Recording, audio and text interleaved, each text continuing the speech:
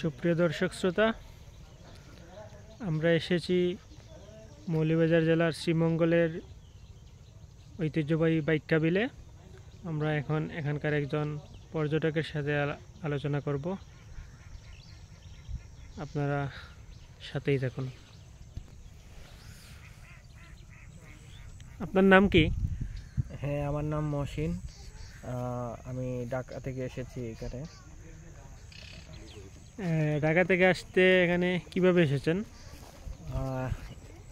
এই স্পটটি পর্যটকদের খুবই আকর্ষণীয় পর্যটক। এখানে আসা খুব সহজ। ঢাকাতে থেকে ট্রেন বাস দুইভাবেই আসা যায়। ট্রেনে আসলে ঢাকা কমলাপুর রেল স্টেশন থেকে শ্রীমঙ্গল স্টেশনে, তারপর একটা সিএনজি রিজার্ভ করে অথবা বাই রোডের মাধ্যমেও স্বল্প খরচে এখানে আসা যায়।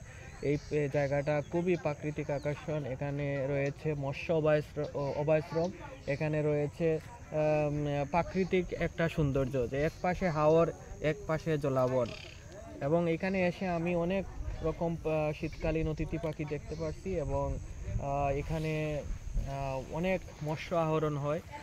সব মিলিয়ে এই পর্যটন স্পটটি আমার কাছে বাংলাদেশের অন্যান্য অঞ্চলের থেকে একটু অন্যরকম মনে হয়েছে। যে এখানে এসে একদিকে আমি হিজল করস গাছের জলাবন দেখতে পাচ্ছি, একদিকে আমি হাওরের বিশাল জলরাশি এবং মৎস্য অভয়াশ্রম, যেখানে লক্ষ লক্ষ পাখি বিভিন্ন দেশ থেকে, সাইবেরিয়া সহ বিভিন্ন শীতকালীন দেশের পাখি এই মৌসুমে এখানে আসে।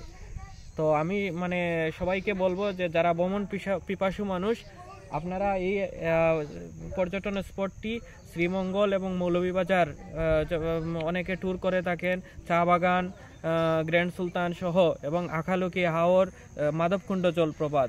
কিন্তু এই জায়গাটি অনেক ক্ষেত্রে দেখা যায় অনেক পর্যটকের কাছে অজানা থেকে যায়। তাই আমি